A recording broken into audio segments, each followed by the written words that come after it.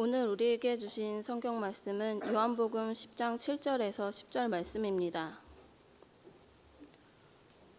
그러므로 예수께서 다시 이르시되 내가 진실로 진실로 너희에게 말하노니 나는 양의 문이라. 나보다 먼저 온 자는 다 절도요 강도니 양들이 듣지 아니하였느니라. 내가 문이니 누구든지 나로 말미암아 들어가면 구원을 받고 또는 들어가며 나오며 꼴을 얻으리라. 도둑이 오는 것은 도둑질하고 죽이고 멸망시키려는 것뿐이요 내가 온 것은 양으로 생명을 얻게 하고 더 풍성하게 얻게 하려는 것이라. 아멘. 우리는 9장에서 예수님께서 나면서 소경된 사람을 만났지요. 그때 예수님의 제자들이 누구의 죄 때문에 이렇게 되었습니까? 라고 말하죠. 그때 예수님께서 누구의 죄의 문제가 아니라 이 사람을 통해서 하나님의 영광을 드러내기를 원하신다라고 말씀하시며 진흙을 가져다가 침을 뱉으시고 잘 이겨가지고 그리고 눈에다가 발라주었습니다. 그리고 그 사람에게 이렇게 말하죠. 자, 이제 실로암에 가서 내 눈을 씻어라 라고 말씀하였더니 이 사람이 실로암에 가서 눈을 씻다가 보니까 눈이 점점 밝아졌습니다. 어둠이 사라져버리고 밝은 내일이 보이기 시작합니다. 온 세상이 보이죠. 깜짝 놀랐습니다. 온 세상이 다 밝게 보이는 것입니다. 이 사람이 너무너무 좋아서 세상이 다 보인다 라고 이렇게 크게 외쳤습니다. 소문이 났습니다. 이제 바리새인들이 이 소식을 듣고 이 사람을 만납니다. 바리새인들이 말하기를 내가 어떻게 해서 낫게 되었느냐 라고 말할 때에 이 사람이 어떤 남자가 있었는데 그 남자가 진흙을 이겨서 내 눈에 발라주면서 말씀하기를 실로암에 가서 씻으라 하여서 내가 그 말씀대로 하였더니 가서 내 눈을 씻었더니 내 눈이 이렇게 밝아졌습니다 라고 이 모든 사실들을 그 바리새인에게 말하였죠. 그랬더니 바리새인들이 이렇게 생각했어요. 첫 번째, 바리새인들이 보기에는 이것이 죄예요. 어떤 죄였냐면 안식일을 범한 죄라고 이렇게 생각한 거죠. 흙으로 침을 뱉어서 비볐어요. 그리고 그것으로 눈으로 발라준 거죠. 이거는 예수님의 죄예요. 그 다음에 예수님의 말을 듣고 이 사람은 걸어갔죠. 걸어간 것부터 죄지요. 그리고 가서 그 물에다가 눈을 씻었죠. 두 사람이 다 죄를 진 거죠. 그래서 이 사람을 어떻게 하면 좋을까? 유대인의 법에는, 종교법에는 이 사람을 돌로 쳐서 죽이는 거죠. 그런데 사람들은 막 흥분하는 거죠. 무척 많은 사람들이 소문이 나기 시작하죠. 예수님이 소경의 눈을 열었대. 그런데 그 사람을 죽였대. 그러면 자기네들이 비난을 받을 수가 있죠. 그래서 이 사람을 어떻게 하면 좋을까라고 생각하고 이 사람을 파문하기로 결정한 거죠. 그것이 39장 35절의 이야기입니다. 34절에 먼저 이야기에 이렇게 말하죠. 저희가 대답하여 가로되 내가 온전히 죄 가운데 나서 우리를 가르치냐 하고 이에 쫓아내어 보내니라. 이 말, 다른 말로 말하면 쫓겨났다는 거예요. 추방했다는 거예요. 그런데 우리가 그저 생각하는 그 정도의 출교가 아니에요. 모든 것을 다 끊는 거예요. 부자지간의 관계를 끊는 거예요. 형제지간의 관계를 끊는 거예요. 사회 공동체의 관계를 끊는 거예요. 차라리 죽이는 것이 더 낫죠. 네, 그래서 쫓겨나게 된 거죠. 그런데 이 사람들이 35절에 보면 또 이렇게 말합니다. 예수께서 저희가 그 사람들을 쫓아냈다 하는 말을 들으셨더니 그를 만나 가라사대 내가 인자를 믿느냐. 이 소식을 예수님이 들었다는 거예요. 그 사람이 쫓겨났다는 거죠. 눈을 고쳐줬더니 사람을 쫓아냈다는 거예요. 이 소식을 듣고 예수님께서 이 사람이 너무 불쌍해서 이 사람을 찾아간 것이죠. 예수님이 왜 찾아갔을까요? 이 사람을 왜 만났을까요? 출교가 얼마나 무서운 것이라는 것을 예수님이 알고 있었죠. 마치 양이 집안 우리에서 쫓겨나면 이 양은 아무것도 할 수가 없는 거예요. 예수님은 뭐를 생각했냐면 우리에서 쫓겨난 양을 생각하고 있는 거예요. 이 사람을 예수님이 만나야 되는 이유가 뭐냐면 이 사람이 우리에서 쫓겨났구나. 그래서 내가 그 사람을 가서 도와줘야지. 왜요? 사나운 짐승들이 있잖아요. 양은요, 빨리 도망갈 수 있는 튼튼한 다리가 없어요. 같이 맞서 싸워야 되는 발톱도 없어요. 도망갈 수 있고 자기 몸의 옷을 바꿔 입을 수 있는 보호 색깔도 없어요. 날카로운 이빨도 없어요. 힘 있는 뿔도 없어요. 그는 저항할 수 있는 것은 아무것도 없어요. 정말 불쌍한 게 양이라고요. 양은 철저하게 자기 스스로 존재하는 자가 아니에요. 모든 것은 다 살아갈 수 있는 자기 방어 능력이 있어요. 방어 능력보다는 공격할 수 있는 능력도 있죠. 근데 양은요, 양은 철저하게 의존형이에요. 양은 자기 스스로 먹을 수 있는 꼴이 있는 것을 찾지도 못해요. 자기를 보호할 수도 없고 아무것도 자기가 할 수 있는 게 없는 거예요. 예수님이 쫓겨났다는 말을 듣자마자 예수님의 마음속에 너무 초조해지는 거예요. 왜냐하면 이 사람이 오늘 저녁에 어쩌면 오늘 밤에 어떤 일을 당할런지 도무지 예수님께서 불안해서 견딜 수가 없는 거죠. 그래서 예수님이 이 사람을 찾아온 거예요. 35절에 보면 예수께서 저희가 그 사람을 쫓아냈다 하는 말을 들으셨더라. 그를 만나사 가라사대. 그를 만나고 싶은 거예요. 내가 이 사람을 만나고 싶다. 왜냐하면 이 사람이 버림을 받은 거예요. 세상에서 쫓겨난 거예요. 아무것도 도와줄 사람이 없는 거예요. 예수님은 이 소리를 듣자마자 내가 아니면 도와줄 사람이 없어. 내가 아니면 도와줄 사람이 없어. 정말 예수님이 이 사람에 대한 뜨거운 사랑이 마음속에 흘러가는 거죠. 내가 아니면 도와줄 수가 없어. 그런데 예수님의 질문을 보면 예수님이 이 사람을 처음 만났을 때 그래 얼마나 힘들어. 그래 내가 너를 어디로 아니에요. 이런 얘기를 하질 않아요. 딱 얘기하기를 내가 인자를 믿느냐. 여기 단어를 자기가 자기를 두고 말하기를 내가 인자를 믿느냐.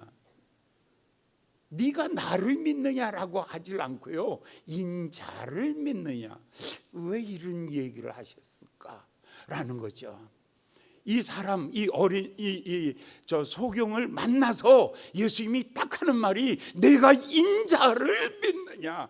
이 단어 속에 우리가 예수님이 지금 어떤 생각을 가지고 이 사람을 만나고 있구나라는 것을 알 수 있어요. 인자라는 단어는 제일 많이 사용된 단어가 어디냐면 이 단어를 제일 많이 쓴 성경이 있는데 그게 에스겔이에요. 에스겔은 인자라는 단어를 70번 썼어요. 엄청나게 매 장마다 인자라는 하나님을 표현할 때에 인자라고 그렇게 말하고 있는 거예요. 그러니까 예수님께서 어느 장면을 생각하고 내가 인자를 믿느냐라는 이 말씀은 에스겔 34장의 말씀을 그 예수님의 머릿속에서가 기억하고 있는 거예요. 에스겔 34장 15절에 34장 15절에 이렇게 말해요. 나 주 여호와가 말하노라. 내가 친히 내 양의 목자가 되어 그들을 누워 있게 하리라. 양이 불안하면 절대 눕질 않아요. 항상 서성거려요. 그래서 양이 누웠다라는 이 말은 굉장히 그 목자가 있는 곳에서 안전이 확인되어야만이 이 양이 눕는 거예요.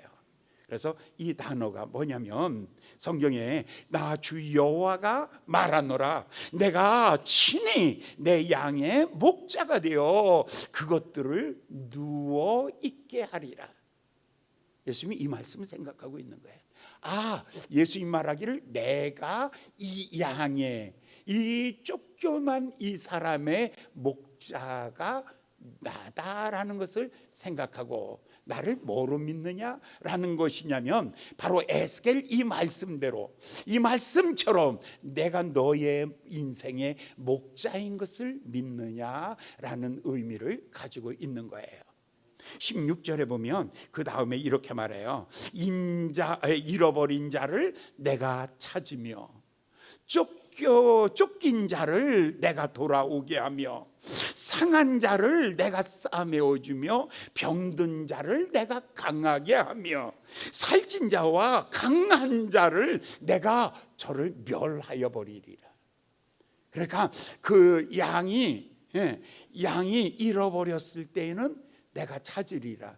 그래, 예수님께서 누가복음 15장에서 마치 99마리를 우리에 두고 한 마리 잃어버린 양을 찾으러 나가는 그 목자의 마음을 얘기한 적이 있죠. 근데 지금도 똑같은 이야기를 하고 있는 거예요. 잃어버렸을 때에는 내가 찾으며, 쫓겨났을 때에는 내가 돌아오게 하며, 상했을 때에는 내가 싸매어주며, 병들었을 때는 내가 고친다. 여기 철저하게 내가라는 단어, 목자 자신이 말하기를 이 책임의식, 이 존재감, 예수님의 자기 정체성이 뭐냐면 목자의 정체성을 가지고 있는 거예요. 그러니까 예수님 당신이 누구입니까? 라고 말하면 예수님이 자기 정체성, 나는 누구이다 라고 말할 때 나는 선한 목자다 라고 그렇게 말하는 거죠.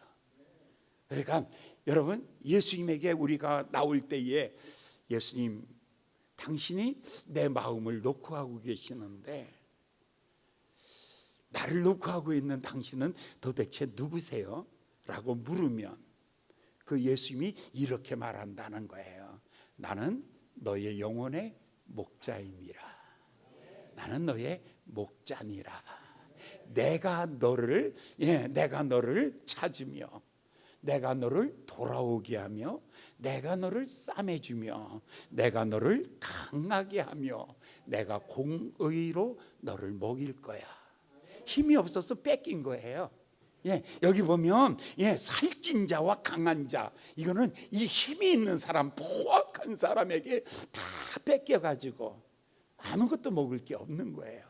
그때 말하기를 내가 공의대로 너를 먹게 할 거야 라고 이렇게 말씀한 거예요. 목자다라는 생각. 그래서 예수님이 이 사람을 만나서 35절에 내가 인자를 믿느냐라고 말할 때 왜 인자라고 말했을까? 그것은 예수님께서 에스겔 34장에 있는 이 말씀을 예수님의 마음속에 간직하면서 이 사람 앞에 서 있는 나는 누구인가 라고 예수님은 자기 스스로 자기를 돌아보면서 나는 버림받은 이 영혼의 목자다라는 이 의식이 예수님이 강하게 가지고 있었던 거예요. 이 마음을 가지고 이제 10장으로 넘어오는 거예요. 그래서 예수님이 이제 그 목자에 대한 이야기를 조금 더 해주고 싶은 거예요, 이 사람한테. 그래서 이 쫓겨난 이 사람에게 거절의 상처 때문에 이렇게 아파하는 이 사람에게 예수님이 지금 10장에 오면서 선한 목자라는 이 이야기를 더 많이 해주는 거예요. 나는 너의 선한 목자야. 첫 번째, 네가 들어올 수 있는 문이야. 두 번째, 나는 너의 문의 문지기야. 세 번째, 나는 너의 목자가 되어서 내 이름을 알고, 그리고 내가 너의 가는 길에 앞서 먼저 가는 자가 되는 거야. 그리고 나는 너의 선한 목자야. 이 이야기를 10장 1절부터 18절까지 계속해서 쭉 설명해 가고 있는 거예요. 그러면서 이 사람에게 내가 목자다라고 하면서 그 자기를 소개하는데, 첫 번째 이 사람이 꼭 알아야 될 게 뭐냐면 나는 문이다라는 것을 먼저 가르쳐 주고 있는 거예요. 그래서 1절을 볼까요? 10장 1절에 이렇게 말하고 있습니다. 내가 진실로 진실로 너희에게 이르노니 양의 우리의 문으로 들어가지 아니하며 다른 데로 넘어가는 자는 절도요 강도고 도둑놈이다. 그러니까 내가 너 앞에 서 있는데 너는 하나님 나라에 들어오려면 이 새로운 공동체, 하늘 공동체에 들어오려면 너 이 문으로 들어와야 돼. 행복은 담 넘어 들어가는 자에게 있는 게 아니야. 영생은 담 넘어 들어가는 자에게 있는 게 아니야. 인생의 행복이라는 것은 담을 넘어 들어가는 자에게 있는 게 아니라 문으로 들어오는 자에게 있는 거야. 그러면 예수님, 그럼 문이 뭐예요? 문이 뭐예요? 바로 이것을 우리가 지난 시간에 여러분에게 설명했던 거예요. 출애굽기 12장 7절에 이 문에 대하여 예수님이 설명해 주고 있는 거예요. 그 문은 어떻게 되냐면 피가 발라져 있어요. 그래서 그 피로 양을 먹을 진문설주, 좌우 문설주마다 임방에 발라라. 6월절 어린 양이죠. 이스라엘 백성들이 애굽에서 출애굽하기 전날 밤에 모든 이스라엘 집집마다 다 양을 잡아요. 그래서 양을 먹지요. 그런데 그 피를 진문설주에 다 바르죠. 그리고 임방에 바르고 진문설주에 다 바르는 거죠. 바르고 나면 13절에 이렇게 말하죠. 내가 애굽 땅을 칠 때에 그 피가 너희의 거하는 그 집에 있어 너희를 위한 표적이 되리라. 자, 죽음이라는 죽음이 이제 지나가고 있는 거죠. 애굽의 집을 향하여. 그런데 문에 피가 있는 집은 패스하고 넘어가고 다음 집으로, 또 그 다음에 피가 있는 집은 또 패스하고 넘어가는 거죠. 피는 사인이죠. 어떤 사인이냐면 예수님의 피 흘리심에 대한 사인이죠. 내가 내 죄 때문에 죽었느니라. 이 피를 볼 때 하나님이 이 집안에 있는 모든 죄를 다 용서하여 주신다는 거죠. 그러니까 사람은 어떻게 의로워지냐면 착해서 의로워지는 것이 아니라, 내가 좋은 일 해서 의로워지는 것이 아니라, 사람은 예수님의 피로 죄가 용서받을 때 하나님 앞에 의로워진다는 메시지예요. 이 사람이 지금 선한 목자이신 예수님이 딱 서서 이렇게 말하는 거예요. 내가 선한 목자야. 나는 양의 문이란다. 이 문으로 들어와. 이 문으로 들어오면 들어가며 나가며 꼴을 얻고 양으로 생명을 얻고 더 풍성한 삶을 얻는 거야.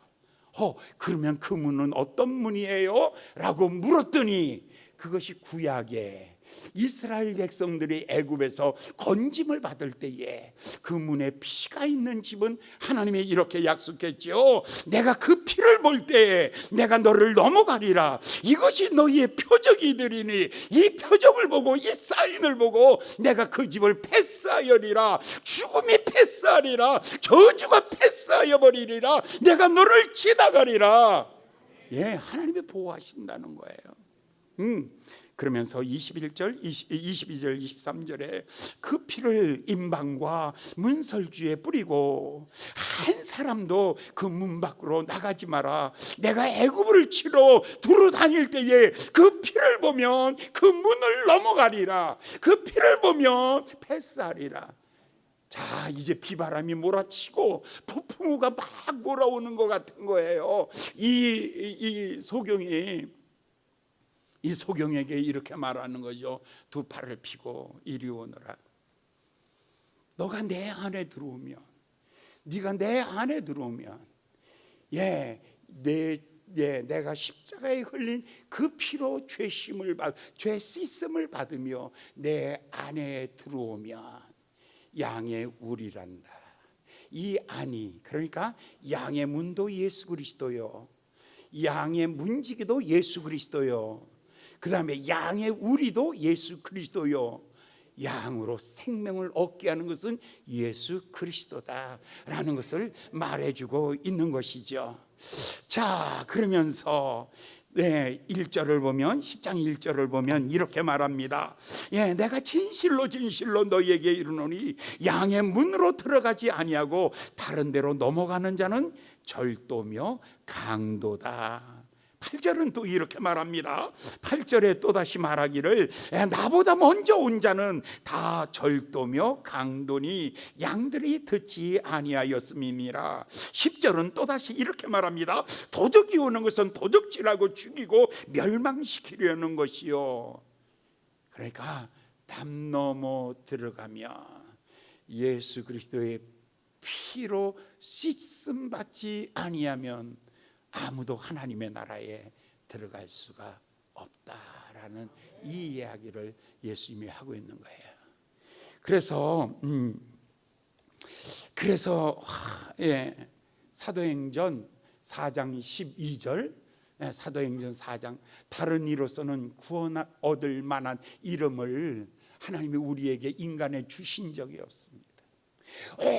오직 한 가지 이름, 예수 이름 외에는 다른 이름이 없습니다. 사까머니도 아닙니다. 알라도 아닙니다. 공자도 아닙니다. 박태선도 아닙니다. 문선명도 아닙니다.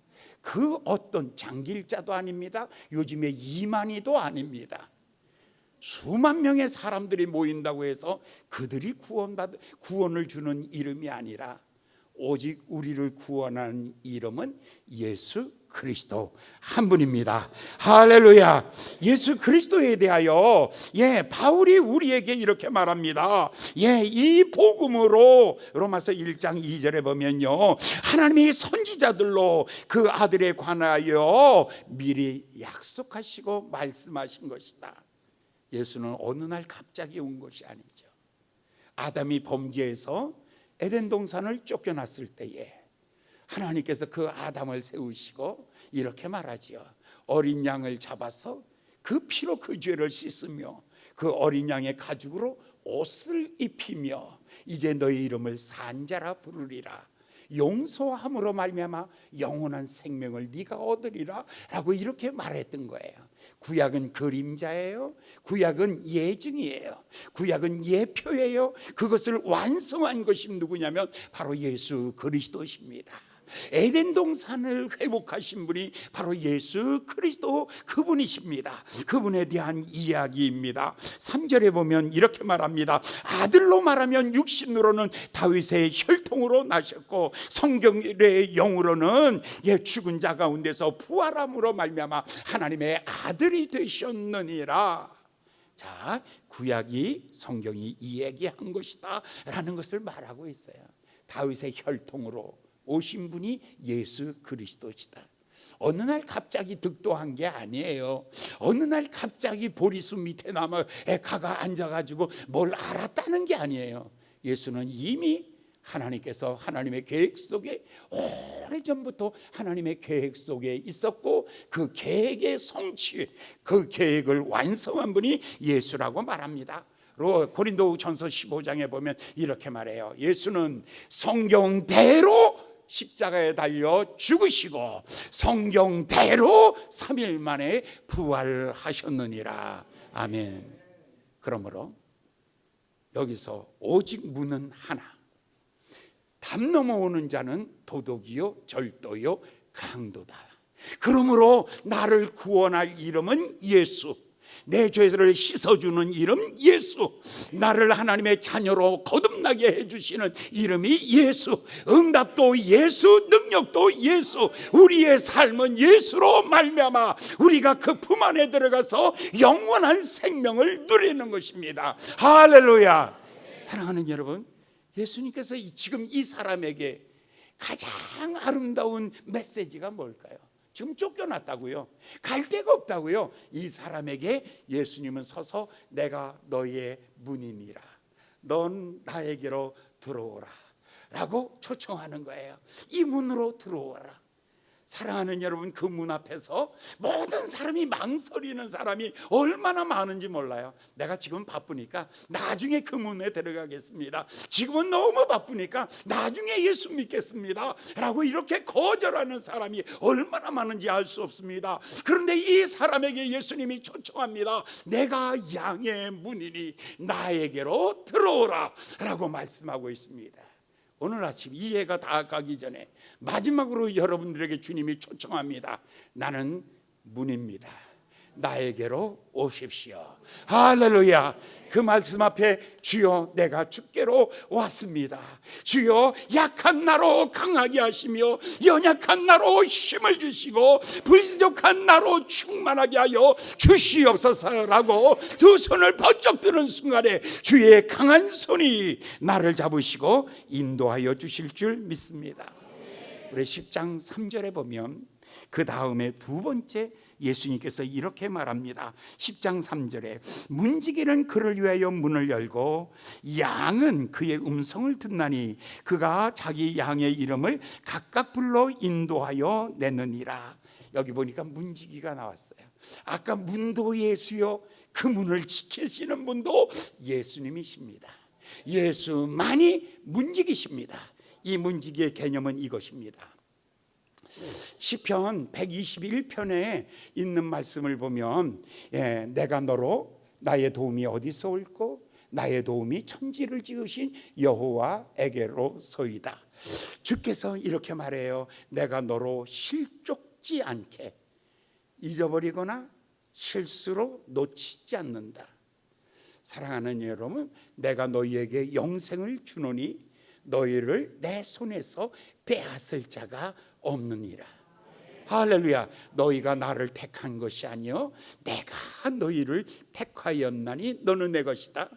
자, 내가 너희에게 영생을 주노니 너희를 내 손에서 아버지의 손에서 빼앗을 자가 없느니라. 이 말은 주께서 나를 지키시는 문지기가 되어 주신다는 것이죠. 시편 기자는 이렇게 말합니다. 너로 실족지 않게 하시며 너를 지키시는 자가 졸지도 아니하시며 주무시지도 아니하시며 5절에 말합니다. 너를 지키시는 자가 내 우편에 그늘이 되시나니 낮에 해가 너를 상치 아니하며 밤에 달도 너를 상치 아니할 것이다. 어떤 환경에서든지 어디서든지 누구를 만나든지 언제든지 내가 내 옆에 있는 거야. 할렐루야. 신명기 시편 121편 8절에 이렇게 말합니다. 너의 출입을 지금부터 영원까지 지키시리라. 오늘도 사랑하는 여러분, 아침에 눈을 뜨게 하신 분이 주님이시고 저녁에 하루의 일을 마치고 눈을 감기시는 분도 하나님이시고 내 인생의 호흡을 시작하신 이가 어느 날 내 호흡을 거두실 때에 내가 주의 품 안에서 다시 깨게 되는 날까지 주께서 날마다 일마다 사건마다 나와 함께 하시며 나를 동행하시며 나를 지켜주실 것이다. 할렐루야. 누가 여러분을 지키십니까? 바로 예수님이 나를 지켜주실 것이다. 아니, 그분이 나를 어떻게 한다고요? 다시 3절을 볼까요? 이렇게 말하고 있습니다. 3절에 다시 보면 문지기가 문을 열고 양은 그의 음성을 듣나니 그가 자기 양의 이름을 각각 불러. 이름을 각각 불러. 이름 속에는 그의 인격이 있어요. 그의 삶의 스타일이 있고 삶의 성격이 있고 그의 삶의 비전이 있고 그 이름 속에 그분의 인격과 그의 삶이 있는 거예요. 예수님이 나를 부르실 때 그냥 비슷한 인간들은 다 와라 라는 게 아니에요. 오직 내 이름만 가지고 있는 고유명사예요. 나만 가지고 있는 꿈이 있어요. 나만 가지고 있는 아픔이 있어요. 나만 가지고 있는 비전이 있다고요. 그것을 예수님이 아신다는 거예요. 이름을 안다는 것은 인격적으로 나에 대하여 다 알고 계신다는 거죠. 그분이 나를 알고 계시는 거예요. 그러면서 그가 나를 앞서 인도하면 내가 그를 따라가면 됩니다. 시편 기자는 다윗은 이렇게 말합니다. 나를 얼만큼 잘 아시냐면 감찰하여 아셨나이다. 시편 139편 1절에 여호와여 주께서 나를 감찰하여 아셨나이다. 대충 겉모습을 아는 게 아니에요. 내 마음을 아는 거예요. 그런데 성경은 그 다음에 이렇게 말하죠. 앉고 일어섬도 아십니다. 내 생각도 아십니다. 내 길도 아십니다. 내 행위도 아십니다. 4절에 가면 내 말도 내 혀의 말도 아십니다. 7절에 가면 그 주님은 결코 떠날 수 없는 주님.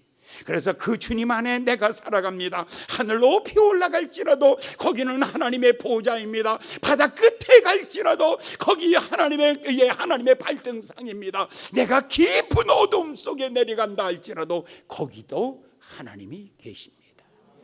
사랑하는 여러분, 오늘 아침에 다양한 모습으로 오셨잖아요. 다 달라요.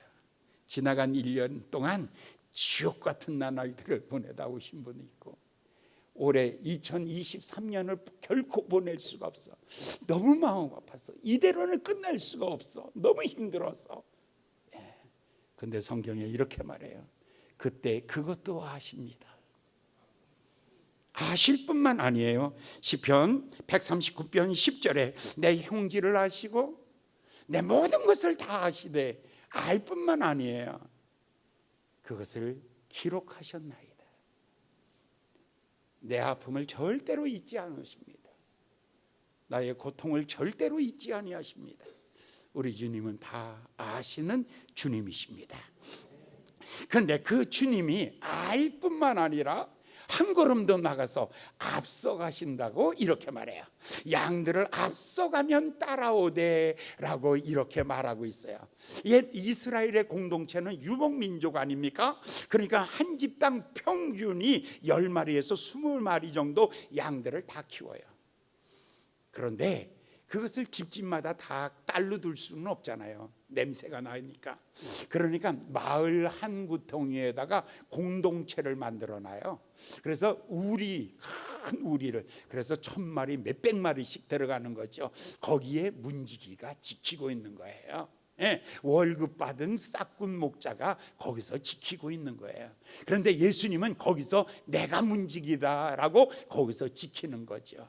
그런데 양들이 다 섞여 있잖아요. 근데 양들이 다 아무것도 없어요. 날카로운 이빨도 없고 뿔도 없고 빠른 발도 없고 날개도 없고. 근데 양이 정말 기가 막힌 것 딱 한 가지가 있어요. 그것은 양은 주인의 음성을 잘 듣는 귀가 열려 있다는 거예요. 양은 귀가 있어요. 그래서 이걸로 다 듣는 거죠. 그런데 참 놀라운 것은 주인의 목소리가 100명이면 100명의 목소리를 다 분간해내는 거예요. 이거는 누구의 목소리라는 걸 다 알죠. 양들이 있다가 주인이 와서 이름을 부르면 그 음성 앞에 반응하게 되는 거예요. 사랑하는 여러분, 사탄이 여러분들을 와서 불러낼 때 그때는 안 나갈 줄 믿습니다. 이제 제발 거기에 쫓아가지 마시고 주님을 따르는 귀가 열리는 그런 축복이 있기를 예수님의 이름으로 축원합니다. 자, 그런데 신명기 1장에 보면 1장 이 말씀은요, 누구의 말이냐면 모세의 얘기예요. 모세가 출애굽을 했어요. 애굽에서 나왔다고요. 홍해를 가려고요. 마라의 썸물을 통과하고요. 신광야를 통과하고요. 오면서 정말 고생 많이 했어요. 1년 동안 사막을 지나왔어요. 1년차 되었을 때 신명기 1장 31절의 말씀이 그때 쓰는 거예요. 앞으로 가야 될 길이 얼마큼 남았냐면 39년이 남았어요. 지나간 1년을 돌이켜보며 앞으로 남은 39년을 바라보는 거죠. 내가 가는 내 인생 마지막은 어떨 것일까? 지나가온 나를 오늘 다시 회상해 보면서 앞으로를 비춰보고 조명해보고 있는 말씀이 오늘 신명기 1장 31절의 말씀입니다. 이것을 마치 이렇게 표현하고 있습니다. 자기 아들을 아는 같이 사람이 자기 아들을 안음과 같이 행로중의 광야에서 그를 안으시고 이곳까지 인도하셨느니라. 사랑하는 여러분, 여러분들은 다 어떤 사람은 아주 죽게 아니면 살기로 살아왔고 어떤 사람은 은혜로 살아온 사람이 있습니다. 나는 그렇습니다. 적어도 나는 어떻게 살았냐면 지나간 1년, 2년 와 죽었다고 난 다음에는요 정말 은혜로 삽니다. 어떻게 은혜로 사는지 마치 하나님이 나를 안으시고, 여러분 적어도 5일 동안 여러분 죽었던 사람이 5일 만에 깨나가지고 이만큼 말하는 거 기적이고요, 이만큼 기억하는 거 기적이고요, 이만큼 열정이 살아남아 있는 게 기적이고요. 나는 나를 볼 때마다 하나님께서 나를 안으시고 이곳까지 오셨구나라는 것입니다. 지금 모세가 이 이야기를 하는 거예요. 지나간 1년 광야길을 돌이켜보니 목마른 날도 지나가고 힘들고 고통스러운 날 지나왔지만 지나온 날 보니 하나님의 은혜가 나를 안으시고 나를 이곳까지 인도하셨느니라 라고 말하고 있는 거예요. 그러면서 앞을 바라보는 거죠.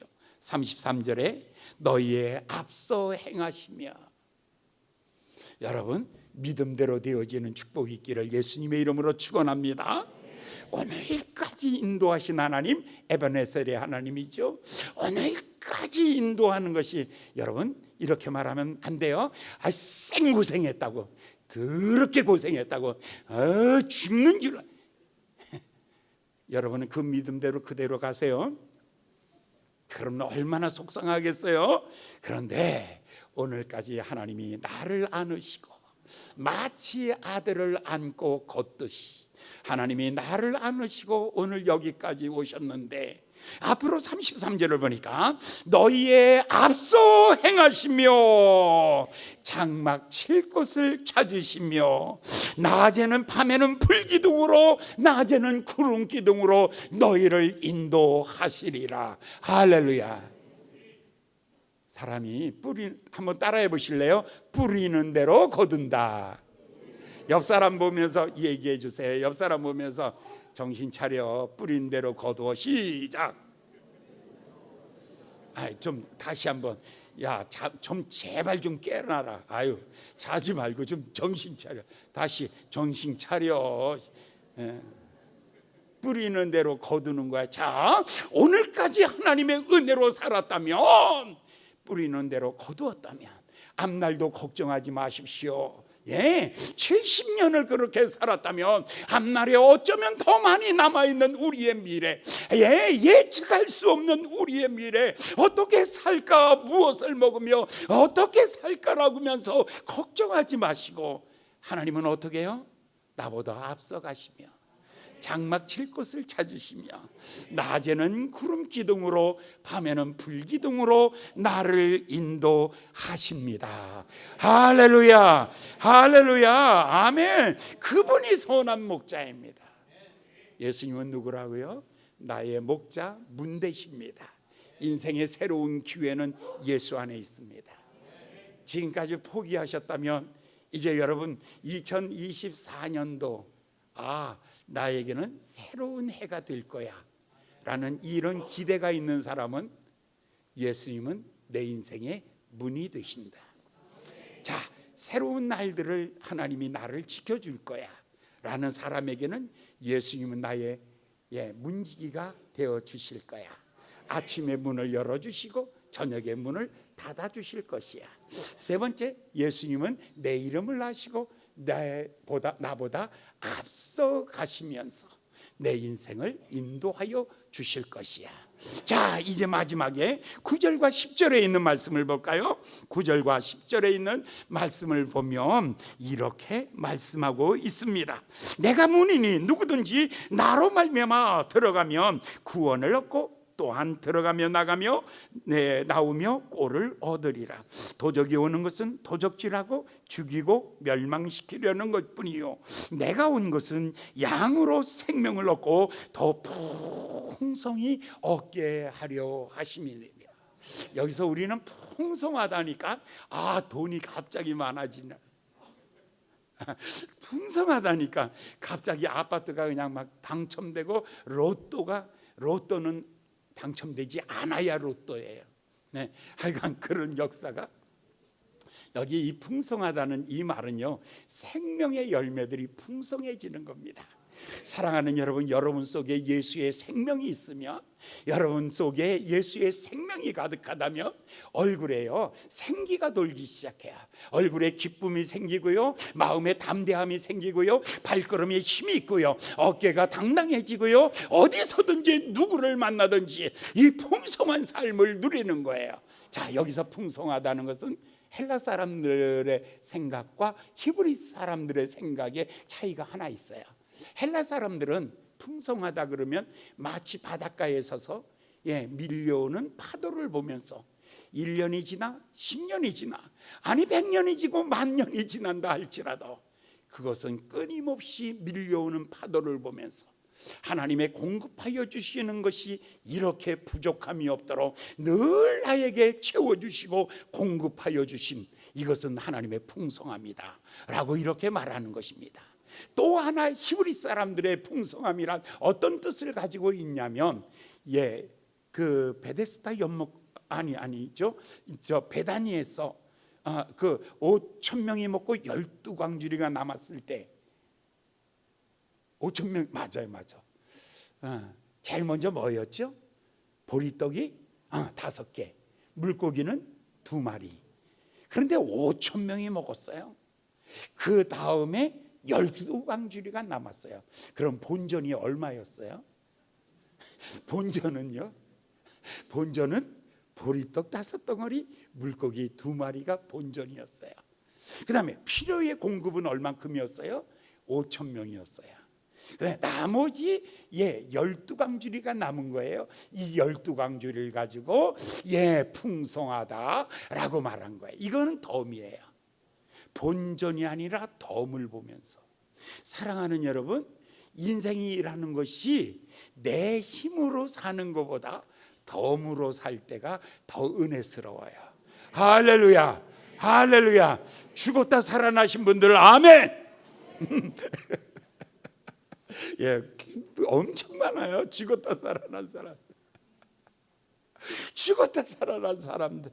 이미 갔는 줄 알았는데 이미 갔는 줄 알았어요. 마지막 수술 때 위해서 제가 기도하려고 이렇게 생각하면서 불빛이 막 지나가요. 그럴 때 이제 마지막에 이제 이렇게 마취하잖아요. 근데 이렇게 제가 하나님, 이제 제가 마지막 기도네요. 내가 뭐를 기도할까요? 하나님, 10년만 더 살려주세요. 아니, 우리 딸 시집갈 때까지만 살려주세요. 아니, 교회 빚 갚을 때까지만 살려주세요. 그 모든 것이 다 부질없는 거예요. 그 아무것도 아닌 거예요. 그래서 하나님 앞에 이렇게 말했어요. 하나님이 원하시면 살려주시고, 하나님이 원치 않으시면 오늘 데려가셔도 됩니다. 안 깨어나도 돼요. 걱정하지 마세요. 하나님, 내가 하나님 위로해 드렸다니까. 잘못 불러서 너무 빨리 부른 것 같아가지고 하나님이 실수하신 거예요. 하나님께서 너무 빨리 불렀어. 그래가지고 하나님 위로해 드렸어요. 하나님 걱정하지 마세요. 그냥 데려가려고 작정한 김에 그냥 데려가셔도 돼요. 하나님. 그날 이후에 5일 만에 깨어나가지고 수술 전에 5일 동안 무의식, 그 다음에 또 나와서 또 5일 동안 무의식, 거의 그 긴 날 무의식 속에서 보내고 살아나고 난 다음에 이제 깨달은 게 하나 있어요. 인생은 덤이구나. 1 플러스 1. 온 세계에서 하나밖에 없는 이 특별한 전략, 하나님의 전략도 이거예요. 1 플러스 1. 사랑하는 여러분, 내가 반듯하게 서 있으면 하나님께서 아내를 주십니다. 1+1. 자식까지 들어옵니다. 1+2, 1+3. 우와, 계속 주십니다. 하나님께서. 이제 하나님께서 풍성이라는 단어는 하나님이 덤으로 주시는 것, 하나님이 덤으로 주시는 것이다 라고 말씀하며 시편 기자가 이 말씀을 기록하면서 이렇게 말하고 있습니다. 시편 23편 1절을 보면 시편 23편 1절 이렇게 말하죠.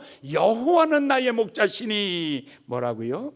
내가 부족함이 없습니다. 사랑하는 여러분, 예수님이 여러분의 인생의 목자가 되면 부족함이 없습니다. 이제 풍성함이 그것이 나의 생애 가운데에 펼쳐질 것입니다. 여러분, 아름다울 것입니다. 열매 맺을 것입니다. 충만할 것입니다. 기도하겠습니다.